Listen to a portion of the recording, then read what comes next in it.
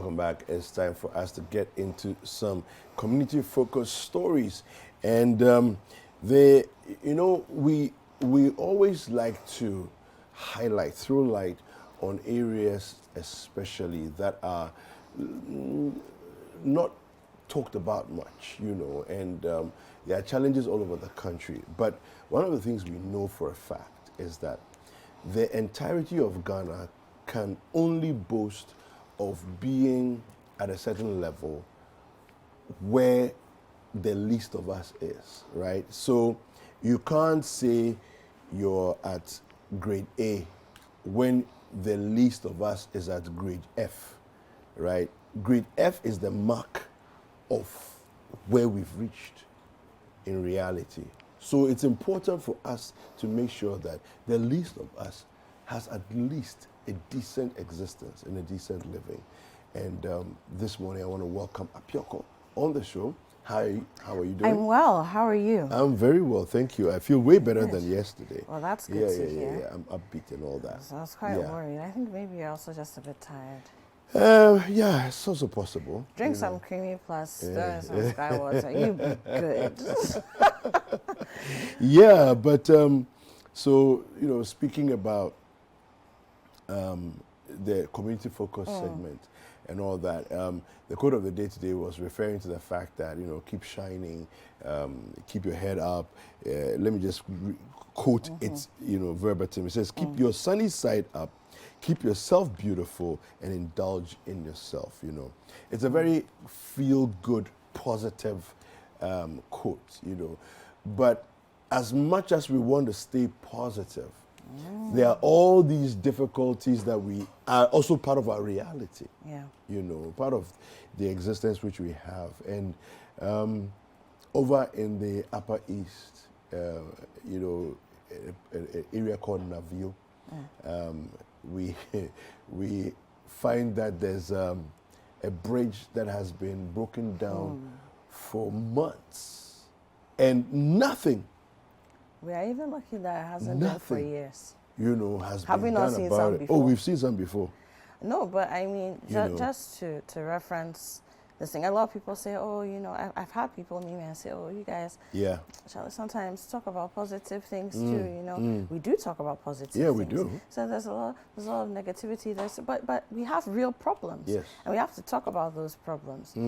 Of course, that I'm an artist. And as an artist, one of the first things you learn is that when you come from a space like Ghana, right, certain parts of the world, you can't afford to do art just because it's beautiful. Yeah, exactly. For art's sake. Yeah. You need to use your art to critique, to question, to expose, and to celebrate. I agree. Right? Celebration is there too, but you're also critiquing, exposing. And really, this is an art. So we wake up every morning, come here, it's an art. And this is what we do. And I keep saying, look, Accra is not Ghana. Thank and you. Ghana is not Accra. Thank you. Even in Accra, if we really want to go all out and go and look for all their problems, can we finish? Accra is not Ghana and Ghana is not Accra. So we do this segment, have these conversations so that people understand that the people who call themselves Ghanaians, they don't just live in high-rise buildings or drive some nice cars in some place that we're calling an urban space. No. All over the country, length, breadth, and then the 16 regions that have been demarcated, Ghanaians live there. And we have real challenges. So this issue with the bridge, there are some communities in our country without a bridge like that, and it's not any sophisticated bridge. No. I mean, we'll take a look at it shortly, but a bridge like that, simple as it may be, when it is not maintained or when it breaks, you've cut people off from their daily jobs, their livelihood, the food they eat, their school fees they have to pay, the things they have to buy for their families. You've cut people off from health care. People are going to be have to go and deliver babies. People have emergencies. They can't get to wherever they need to get to. You cut people off from school. Young people who have to go get educated so that they can also come and continue whatever legacy, be it shambolic or brilliant, that we're leaving behind. So it's a really, really serious issue, and I don't want us to take it out, it's in some part of the country that I don't even know, so I don't care. You should care. And that's the reason why we do this segment, because every part of the country that you don't know is as important as the parts you know. Yeah.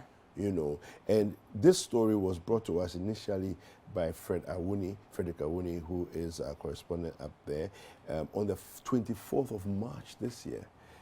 Up to now, nothing has been done about it, right? Nothing. It's on the citynewsroom.com. The story is there. It says residents of Navio and Manyoro call for collapsed bridge to be fixed. Right, the story goes on to say some residents of Navio and Manyoro in the Kasina-Nankana West District of the Upper East region want the government to immediately fix the collapsed bridge. According to them, the collapsed bridge is negatively affecting them. An articulated truck transporting rosewood from Burkina Faso to Accra on Wednesday morning, the 23rd, led to the collapse of the bridge. Again, it calls into question the road regulations that we have. Who's policing them? Yeah, is a truck supposed to the pass? The truck has an axle load. It's supposed to have been weighed. Yeah. The weight of the truck, we know what the bridge can handle. So was the truck supposed to pass there? And if the truck wasn't supposed to pass there, was there anywhere else for the truck to pass? Yes. You keep talking about access routes and all that. We really, some of these things. Anyway. This thing is annoying on so many levels. It is. No, it is. For those who don't know what we're talking about, let's take a look at that report. Yeah. The Navio Bridge, constructed across the Gungura River, links Paga Navio to Mayoro and other adjoining communities through to neighboring Burkina Faso.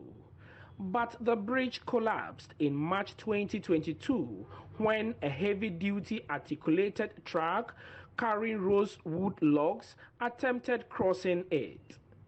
The collapse of the Navio Bridge has not only cut off many communities from Paga Township, but negatively affected businesses and essential service delivery.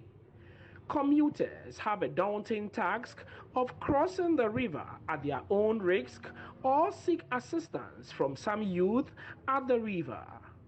Residents of Navio have been sharing their ordeal with Citi News. I'm a farmer right now, and I'm crossing the river to my farm. Now that the bridge has been collapsed, where am I going to pass and go to my farm? My farm products, some of them have been spoiling, some of them are gotten rotten in the farm. So we need our farm products to the market to sell. The collapse of this bridge, it affects my business so much to the extent that people need my service in Mayoro. People need my service at environment of Mayoro environment. I cannot go there because of this bridge. Unfortunately, some commuters, in an attempt to cross the river, lost their lives. Assembly member for Navio electoral area, Roland Apujido, attributed the death of 5 persons to government's negligence in fixing the bridge since March 2022.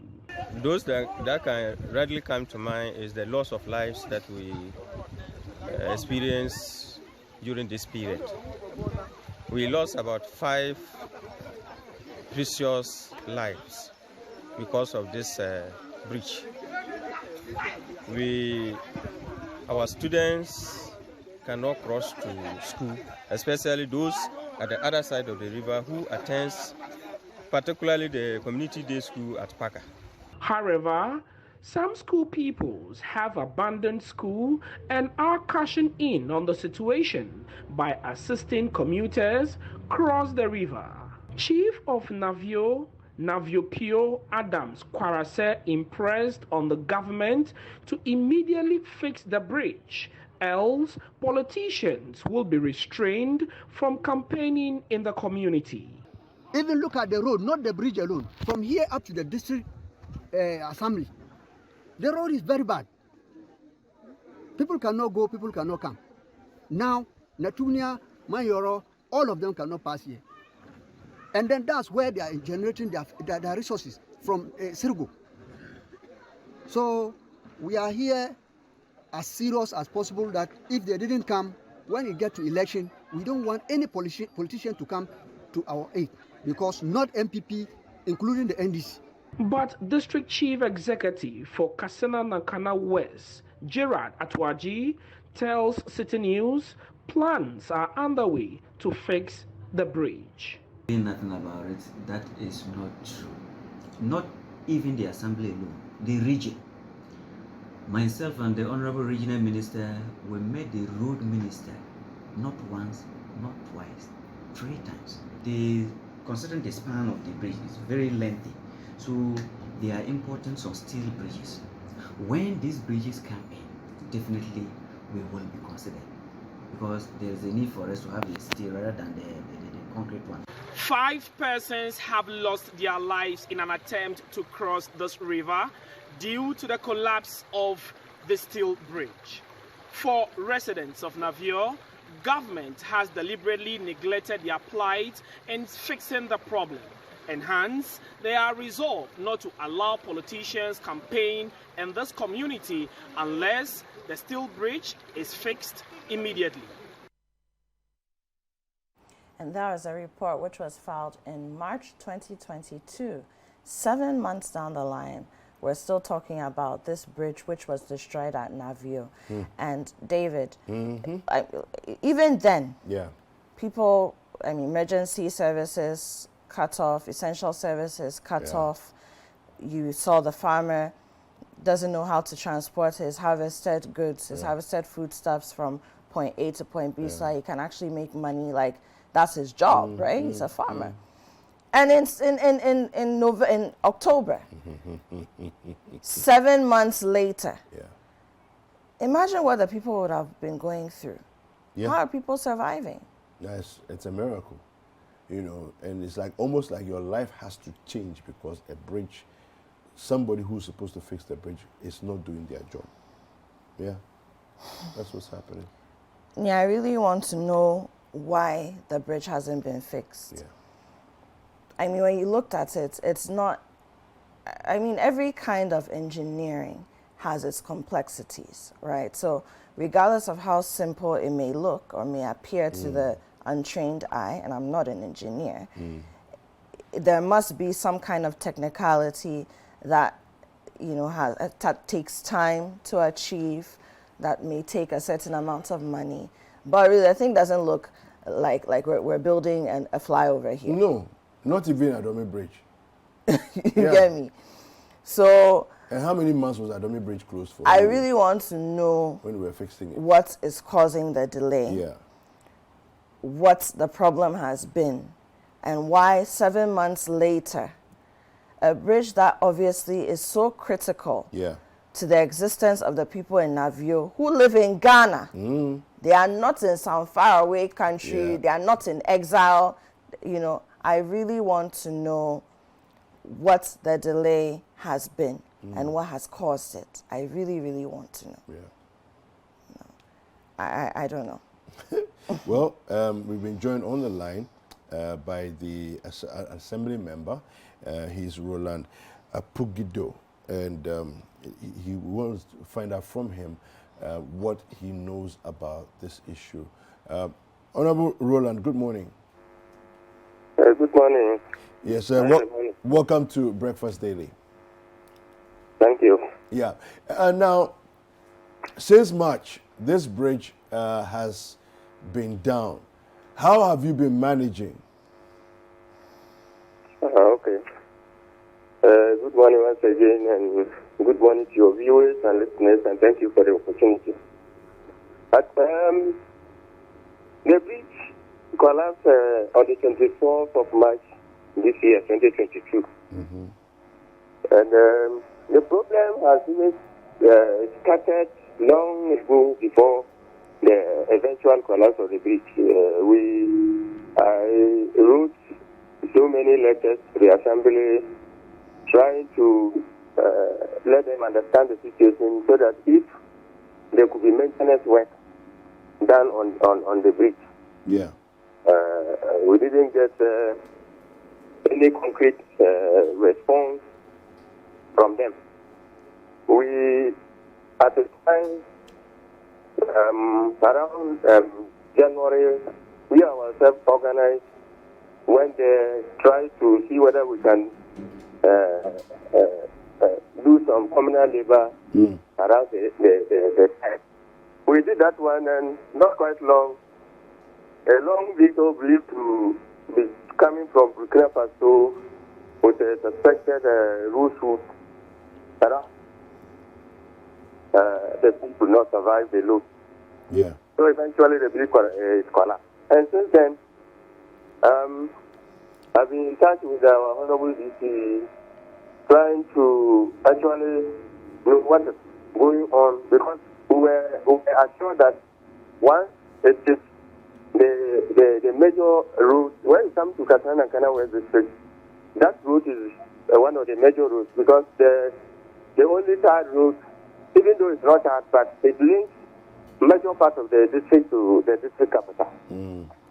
So we're thinking that seriousness could be attached to the bridge because of the revenue that the assembly gets from the other side of the bridge. And up to now, anytime I go to the assembly, I only receive assurance from the DC that they are working on it. Okay. And up to now, we have not seen any document that shows that maybe this is how far they have gone with the preparation, whether it has been awarded, whether engineering work has been done. Which DC are you talking about? It's Honorable Akauji. Okay. All right. Yeah. All right. Thank you very much, Roland, for speaking to us. We're going to get the DC on the line and find out from him so that we can get some answers to this issue. Thank you. All right, so we're speaking with Honorable Pugido, who is an assembly member for the Katsina Nankana West District Assembly. All right, we'll try and raise the Honorable DC on the line and then find out from him what's really happening there. So exactly what you said earlier, you know, cut off from schools, cut off from markets. I mean, it's a mess. I mean, David, you are not unfamiliar with these parts of the country. I mean, we've gone there for various reasons. Yeah. For me, usually educational reach, women, girls engagement. And when you go into spaces like that, straight away, if you hear a story like this, you understand what we are talking about. You know, the pictures just come to mind. You can see the space. Usually it's just that one bridge, which you would think is inconsequential. Yes, connecting communities, and really, it's literally a bridge from one point of life to the other. It's a lifeline. Connecting it. Yeah, precisely. It's a lifeline. It is a lifeline. So it's a really big deal, and I'm really wondering. When I say I'm wondering how people have been surviving. I'm not even saying it's just because it's something that has to be said. I've been thinking about it since I heard that it's not been fixed since then. I've just been thinking about how are people really surviving? You know. But we have the DC of I believe he's a DC of Katsina Nankana West, the Honorable Gerald Atonje. Good morning, Honorable. Good morning, my sister, and good morning to those listening to your TV. Wonderful. How are you doing? I'm doing quite well. And you? I'm very well, thank you. Great. Now, Honorable, sometime in March this year, our correspondents within your jurisdiction filed a report. And the report really centered on the fact that a bridge at Navio had collapsed. We were told that a truck coming from Burkina Faso that was carrying some rosewood, you know, got onto the bridge, and the bridge, which was already in a deplorable state, finally collapsed. Now, we are very worried this morning to hear that since March, between then and now, the bridge has still not been fixed. And we are wondering, have there been any particular challenges encountered in trying to get it fixed? What's the situation, Honorable? My dear sister, it is true. This very important bridge got broken on the 23rd of March this year, and it's a strategic one, of course, and businesses in the district have actually slowed down, and teachers are finding it difficult to access schools across, nurses to access health facilities across. In fact, about 100 and over communities are actually cut off. However, myself and our hard-working regional minister, we are doing everything possible to get it fixed. We got in touch with the road minister and he assured us that we are taking delivery of steel bridges and we will be considered. And thank God there is good news as at 2 days ago. I got in touch with the regional director for feeder routes who just returned from Accra, and according to him, it has been added to 6 priority bridges that will be done by the company from the Czech Republic. And as we talk, actually, unless the rain subsides, I don't think something can be done because the rains are pouring unabated here. And considering the velocity of the water through that river, I think until the rain subsides, nothing can be done. So I know very well that all is about mobilizing of the resources and to pass things through procurement processes. And of course, we are all aware of the global crisis. But I know this will be fixed. So I will only assure my people that we all know how strategic this bridge is. And myself and the regional minister are not sleeping at all. Now that this good news has come, I know very well that bridge will be fixed so that our local economy will boom once again. It's so honorable. We're happy to hear that at least you have some good news, and this team from the Czech Republic will be helping to construct it. And I imagine that's going to be a more advanced version of what was there before. However, I am still wondering why it has taken this long for this to happen. Do you know, have you been told, has your original minister been told anything as to what the delay has been? Yes. You see, two teams came to see whether we could have construct a concrete one. But the technical people talk of, when you want to consider the span of it, it is a wide river, so we need to take time and then we get the best permanent solution to the issue. So I think it is not a small bridge, and that's why it has taken a bit long. But I know very well that once it will be fixed, my people will be happy. They should be rest assured that we are not sleeping. We will work it out. It could be as a result of resources and then maybe other challenges. That is why it has taken long. To me, that is what I think. Okay, so Honorable, in the interim, as you know, the negotiations were going on and we're trying to get the best long-term solution, not just something, a quick fix, and then we are back to square one again. How have the people been surviving? How have they been commuting? How this lifeline that has been taken away from them, how are they dealing with it? To access those communities, what we do now is to pass through the Kasran and Kana municipal. There is a route there, only that it takes longer time. And of course, once it takes longer time, you know, cost is involved in terms of burning of fuel and actually, there are ways to get to those communities. By then, it takes longer time. So can you imagine passing through another district before you access other parts of your district? You know that it's not an easy thing. Right. But when it happened during the dry season, we provided a temporary route. But of course, as I told you, the velocity of the water there, once it started raining, it cleared all that.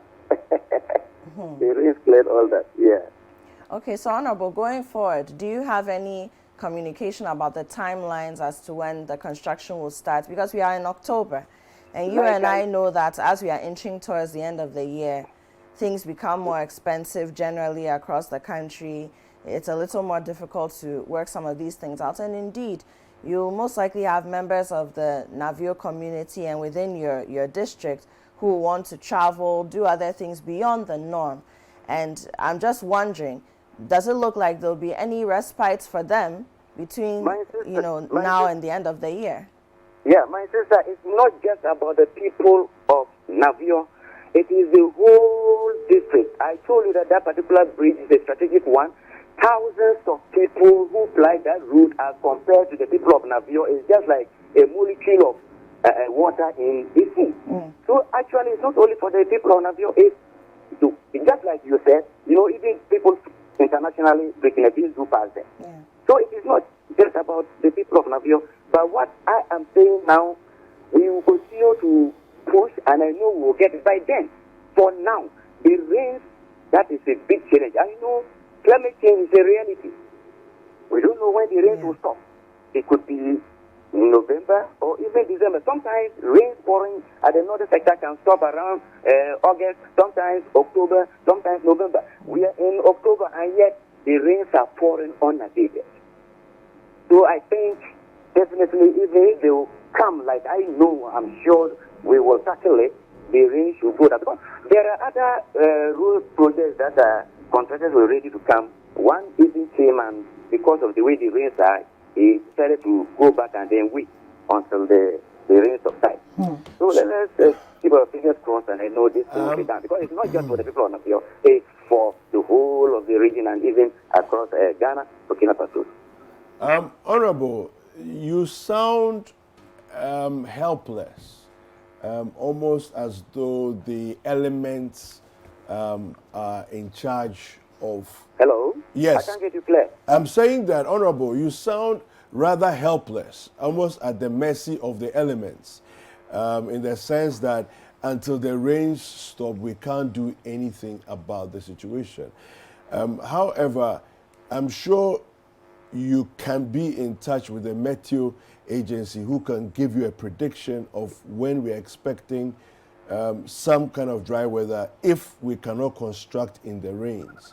So I don't know if you've done this, and to find out some, at least have a fair idea of, you know, the ability to predict and to say maybe in a week, maybe in a month, and so on. My brother, you are right. Even from the technical people at the road, at the regional level, and they are predicting that the rain can get to November. From the metro people, you are likely to experience the rains up to November. Okay. So I think no matter what it is, by November we wouldn't have heavy rains like that. At least it would maybe once in a while. Okay. So at least that gives us a bit more context, you know, so that we can have an idea. I think it's a very urgent situation, and too urgent, my brother, too urgent. In fact, yes. All right. Okay. Thank you very much for speaking with us. Thank you, Honorable. Thank you. Have a good day. You too. All right, thank you. So we're speaking with the Honorable Gerald Atauge, who is the Kasina Nankanana West District Chief Executive. Abioko. Oui. I don't particularly like it when, people in positions of duty bearers act as if they are also victims and they are also at the mercy of, whatever, instead of leading the charge to say, look, there's been a lot of rains, we've been given advice, and the advice says that. And so, fingers crossed, by end of November, he says, we don't know when the rains are going to stop. Until I pushed him, he said, we don't know when the rains are going to stop. You can't do that. You're the leader. I have issues with that. I should say, when are the rains going to stop? And I will be complaining. But no, you can't say that, So, I mean, seriously. Anyway, I think we'll take a quick break. Breakfast Daily will continue shortly with some more community-focused conversation.